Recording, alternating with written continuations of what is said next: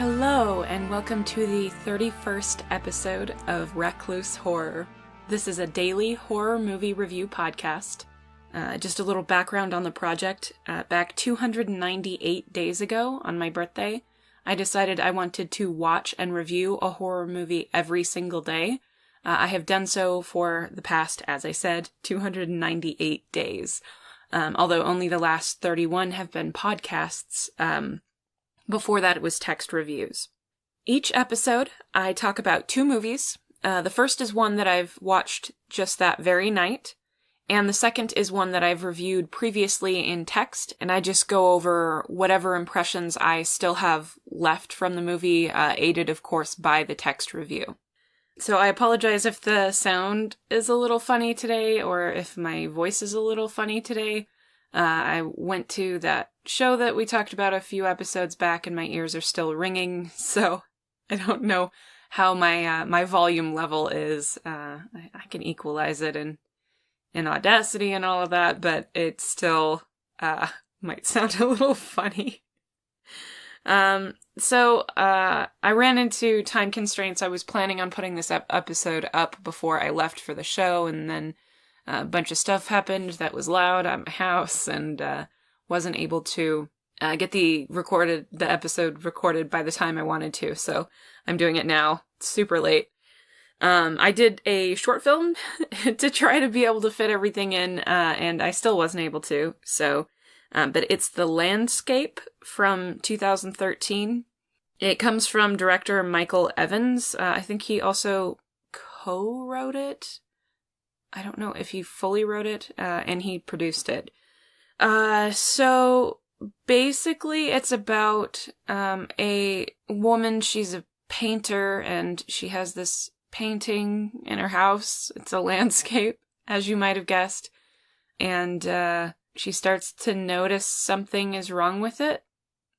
That's about all I can really say about it. This one wasn't too bad. It's definitely not my favorite, but it had some, the funny thing to me about this one is that not everything in the short was totally necessary, despite being pretty short. I think it was maybe around 6 or 7 minutes. I'm not sure completely. But while everything wasn't totally necessary, what was there, the things that were unnecessary were probably the best aspects of the movie, which I thought was kind of weird. They just sort of built in a mood a little bit better than the actual parts of the movie.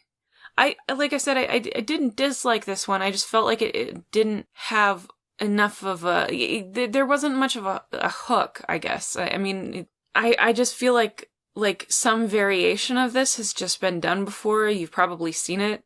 You know, there's a lot of, I've seen it in a few places, actually. But some of the stuff, like I said, that's not necessary, which I won't go into what it is, so that you can, try to watch it on your own and discover it on your own.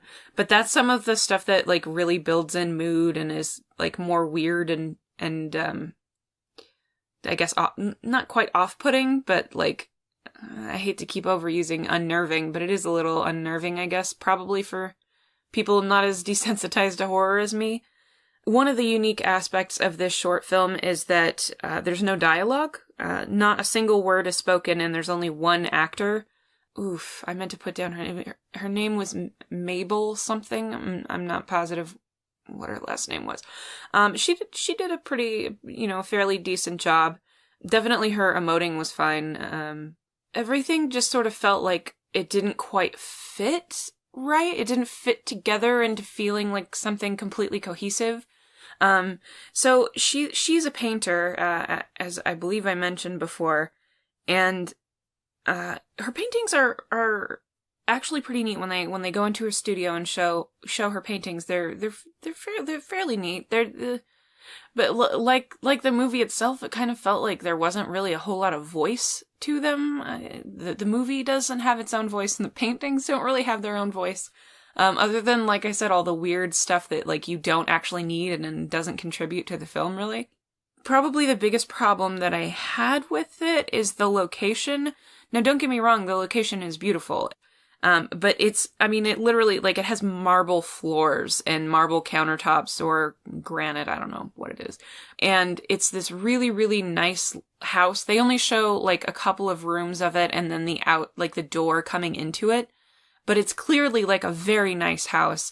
And it just doesn't really fit in with what they're trying to portray. I feel like, she's a painter, but she's got, I don't know, the equivalent of writer's block, painter's block, I guess. I don't know.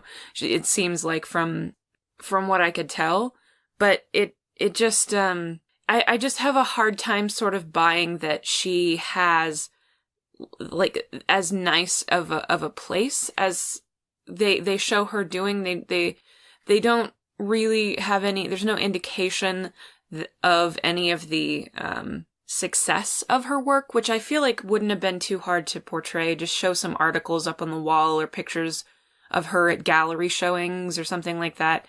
It's just that's a personal taste thing, but it just felt like, again, it made everything feel like it didn't quite fit together. And another thing that sort of contributes to that is, so she's sleeping on the couch in her house. They show her, definitely hanging around that couch. She's got, like, not so great makeup that's supposed to be, like, sort of bags under her eyes, or something, or red eyes. I don't know what they were going for. I think some combination, which is sort of weird. But so she's sleeping on this couch because she's, it seems like it's supposed to be sort of an insomnia thing or just whatever. She's just not having a good time of it, basically. But it's such a nice house. Like, I can buy a person sleeping on the couch, but they show her over the course of what appears to be like a few days, maybe. And she's every single time she's on this couch. And I'm just like, she has this entire huge house. The location is too nice for that not to have, like, 15, well, not really 15 bedrooms, but, like, it definitely has a number of bedrooms, and she won't just, like, go over to her bedroom. She doesn't have one room in that house that has a TV and a bed in it, so she could watch TV I don't know. These are stupid, really, things to be, like, nitpicky about, but it all just sort of added to this feeling of, like, it just doesn't work. It's not the movie as a whole, but just these little details that just don't fit in with everything, make everything feel sort of, like, uncomfortable, like trying on a new shirt. You wore it in the store and you thought it felt, fine, and then as soon as you wear it out, you just you're tugging on it and you're pulling on it and you're rolling your shoulders trying to get it to feel right, and you end up just taking the thing back to the store. Like, that's kind of how this movie a little bit felt. I think the story in it was interesting enough. It just didn't really give a whole lot. It sort of feels pretty predictable, and as a resume piece, I feel like this sort of works pretty well. It does show. There is some flair. Some of the camera work is pretty, there's a couple of shots that are kind of interesting. And like I said, the stuff that, like, just feels tacked on, that doesn't contribute to the movie, but does contribute to the mood. Like, that's kind of neat. Those things are kind of neat. There's some interesting choices with the sound design, both good and less good. The songs that they chose they're decent songs, and they do fit with the mood mostly, but they just they feel like they sort of draw focus more than they need to. I don't know whether they needed to mix the volume down a little bit, maybe, or I don't know, or maybe just pick different songs. They were close to the mood that I felt like I was trying to get out of the movie, but they weren't quite there. But overall, regardless, like, they're not bad songs, and it's not a bad sound design, and all of the weird stuff that they do with the sound design is really cool.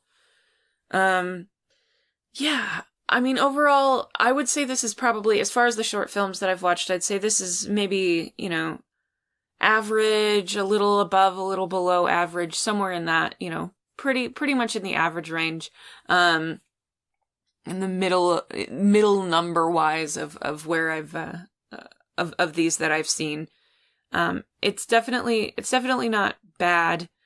And I think a lot of people would actually enjoy this. This is something I've seen before. Like, I've seen it on TV shows a number of times. Like, any of those, a lot of those anthology TV shows have this episode, and this doesn't do anything outside of that other than the choice to have no dialogue, which I think was a good choice. I do think it was a good choice.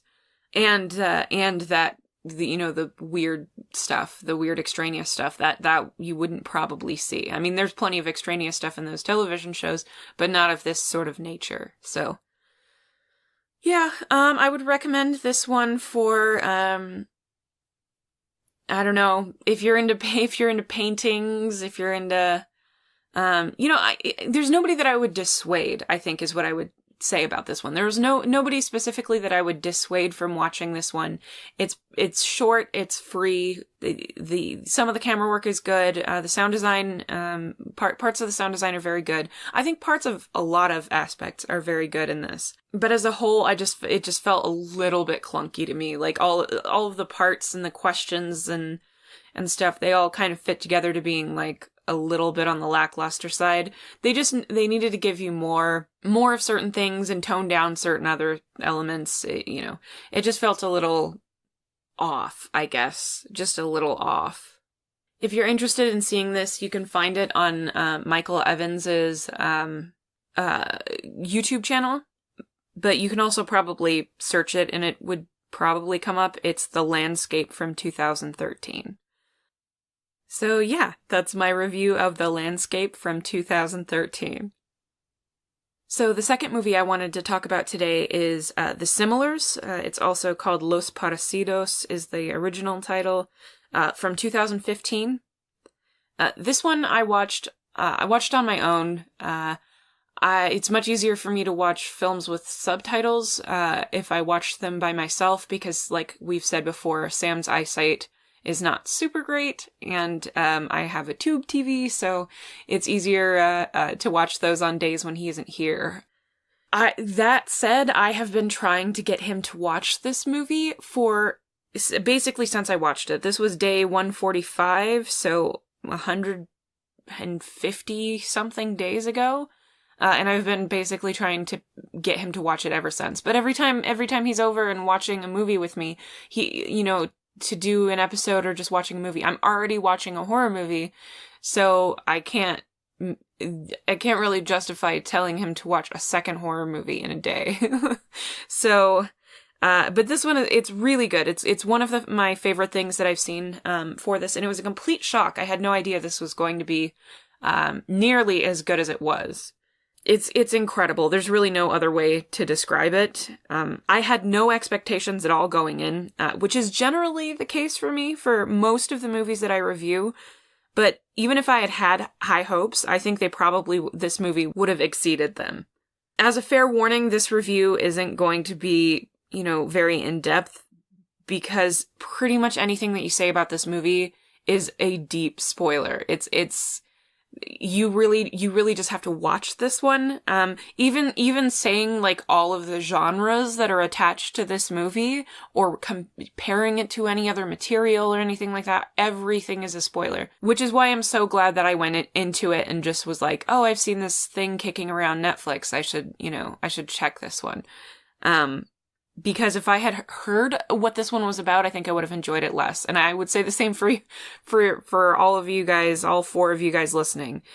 This one is really good, and I will not, I won't do anything to spoil it as much as I can. So, if you're already interested in the movie, like if you've seen it also and you were wondering if it was any good, feel free to skip the rest of this review. I don't have anything else, any news or anything I want to share, so you can just end the episode now, honestly, and go check it out. Give yourself some time. It is really good. I believe it's still on Netflix. I'm like 98% sure it's still on Netflix, and I really do suggest that you check it out. Just give you a little bit of time to hop over and get your phone out of your pocket and turn this podcast off.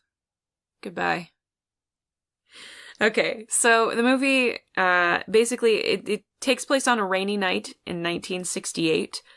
There's a group of people that are waiting at a bus station trying to get to Mexico City. And as the minutes tick by, they begin to experience an unusual phenomenon, the likes of which they can hardly comprehend. That's about as much as I can tell you. They're at a bus station, and it turns into a horror movie. That's what I can tell you. That's the long and short of it, basically, without spoilers. And even that is not unspoilers.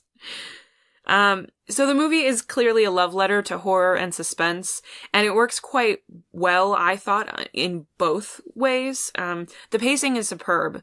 The visual style really works for the setting. They definitely put some care into, well, pretty much every aspect, but specifically that. The movie used a sort of soft focus, harkening back to the days of the old Vaseline on the lens trick, which I don't believe they do anymore. You can add a layer. I don't know if you've ever heard this, but you can add a layer of Vaseline to give everything sort of a dreamlike quality a little bit. And that's a kind of what they did here. I don't know whether they actually put the Vaseline on the lens or if they just added it in post. They also added film grain in post, and filtered the color extensively to give it sort of a vintage feel, that I quickly grew to love. There are any number of homages in this movie, which, again, those are also spoilers, and I doubt any one person would be able to spot them all upon a single viewing. Luckily, I have every intention of watching this movie again. I've been trying to get Sam to watch it with me, for 1,000 years, essentially, so hopefully I'll be successful sometime soon, because it is really incredible. Having a capable cast in a movie with relatively few characters is vital, and this one definitely meets the mark. The effects are more than acceptable, probably owing in part to the soft focus, which probably concealed a number of the flaws. Just the nature of some of the visuals makes it sort of feel like it would be hard to do and look right, but the soft focus helped everything. The costumes, sound design, cinematography, and really almost any other technical and creative aspect that I can think of really contributes to the superior style and form of this movie in a very positive way. There are definitely some plot holes, and there's a couple of continuity errors, but I really breezed through them without much suffering. And I doubt many people would get too stuck on those issues, especially since those are probably the only real flaws that come to mind for any part of this production. It's just, this movie is so thoughtful and so, I don't know, it's completely well thought out. You get the impression that every aspect of this movie has been, discussed down to the smallest details. And, there's not really anything else to be said about it. The writer and director of this film, Isaac Esban, probably, is someone whose work I'm vaguely familiar with, in the sense that I've seen the posters of an anthology that he was a part of that showed up online. But I'll definitely have to check out his other movie if I can get my hands on it. It's supposed to be really highly regarded as well. And hopefully I can find it. I actually had forgotten that he had another one other than this anthology. You've probably seen it kicking around. I think it might be on Netflix as well. I do not remember the name of it, but it has a very distinct poster that sort of catches your eye. I kind of hate doing anthologies. I mean, I guess it's not so hard now because I'm doing the podcast, but one of the reasons why I haven't done any horror anthologies, despite the fact that there are a number of them that I haven't done that are pretty popular. It's just hard because it's almost, when you're doing reviews, and specifically when you're doing text reviews, it's almost like you're doing 3 or 4 times the work, however many pieces there are, because you have to come up with the synopsis. For me, a spoiler-free synopsis of a movie is sometimes a little hard to craft. A lot of times I go back and forth on wording on something specific. And then you have to do that, 3, 4, 5 times, however many movies it is. I suppose it wouldn't be quite so hard in the podcast, to do anthologies. So maybe I should take a note to maybe do more of those. But, yeah, I don't know. I would suggest this movie for pretty much anybody. If you can stomach any kind of subtitled movie, if you like horror, if you like suspense, if you like any genre fiction, if you like, unique stories that don't fall in line with every single other movie that you've seen, but still it does this weird thing, kind of actually thinking about it, where it manages to be a movie that is entirely, focused on, or not focused on, but is very methodical about putting in a ton of references to other movies and other franchises and stuff like that, while still seeming to be completely unique. Usually you either get the homage whatever, or you get the unique story. And in this one, I kind of felt like it did both, and pretty well. I think it filled both roles of like being a send-up, well, not really a send-up, but a love letter to the genre, at the same time as it made a very unique, interesting story. I can tell you this, I doubt if very many people out there have seen anything like this, and if you have seen something like this, you haven't seen something like this of this quality. Again, this is one of my favorites. I think this might be top 10, maybe top 15 of all of the movies that I've watched, the 298 or whatever movies that I've seen. This has got to be top 10 to top 15. It was one of the biggest surprises that I had in this whole thing. Please do not let my very positive review turn you off of watching this, or let the hype, overplay, I guess, the movie. Just sit down and watch it. It is totally worth it. Watch it with another friend, watch it with yourself. I mean, there's really no wrong answers, but do focus on it. It'll definitely be worth the payoff. The payoff on this movie is so incredibly high. So yeah, that's my review of Los Parecidos, or The Similars, from 2015, and that's my show. If you enjoyed this podcast, please rate, review, subscribe, whatever it is on whatever site you found us. If you would like to reach out to me on social media, you can do so on Twitter, Facebook, Instagram, and you can email me at reclusehorror@gmail.com. The best thing that you can do if you liked this show is to share it with someone that you love, someone that you think would enjoy this show. If you don't like the platform that you found it on, or you would like to share it with a friend that doesn't have your same platform that you use, we are on YouTube, Player FM, Apple Podcasts, Stitcher, Podcast Addict, and pretty much any podcatcher out there. Yeah, I guess that's all I've got to say. Have a good night.